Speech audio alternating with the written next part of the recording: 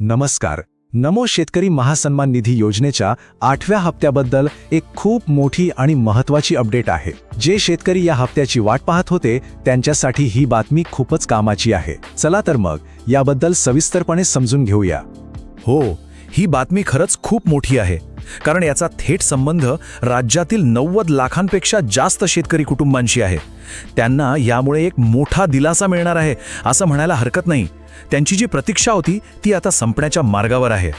तर सगळ्यात आधी मुख्य बातमी ती म्हणजे राज्य शासनानं 8व्या हप्त्यासाठी जो निधी आवश्यक होता त्याला अखेर अधिकृत मंजुरी दिलेली आहे.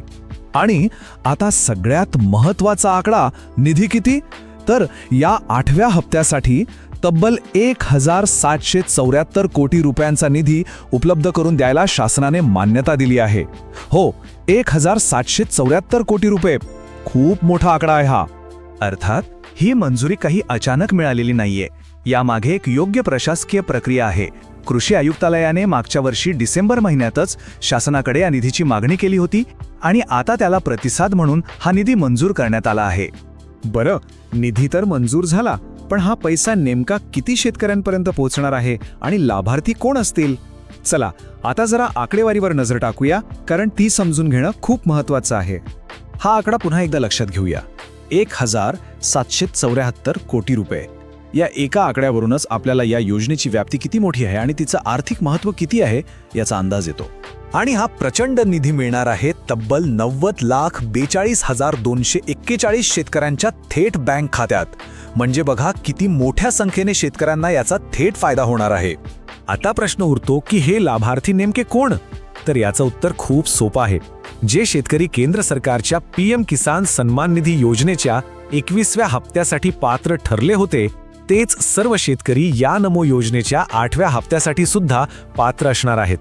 यावेळच्या शासन निर्णयात फक्त निधी आणि लाभार्थी एवढीच माहिती नाहीये. एक नवीन आणि खूप महत्त्वाची गोष्ट आहे जी भविष्याच्या दृष्टीने खूप गरजेची ठरू शकते. ती म्हणजे प्रशासकीय खर्चासाठी एक खास तरतूद. आता प्रशासकीय खर्च म्हणजे नेमकं काय?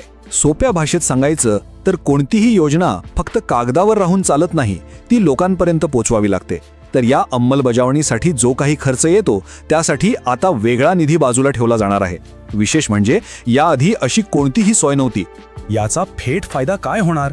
तर या तरतुदीमुळे योजनेचे जे पुढचे हप्ते आहेत ते वेळेवर शेतकऱ्यांपर्यंत पोहोचायला खूप मोठी मदत होईल. अनेकदा जो उशीर होतो तो टाळता येऊ शकेल.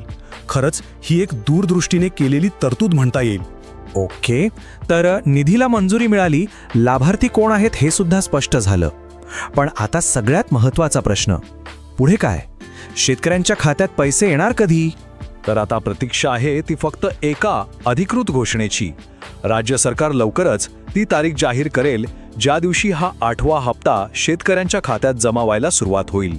आणि जाता जाता एक विचार करायला लावणारा प्रश्न, प्रशासकीय खर्चासाठी ही जी नवीन तरतूद केली आहे तिच्यामुळे नमो शेतकरी योजनेचे हप्ते मिळायला होणारा उशीर भविष्यात खरंच थांबेल का?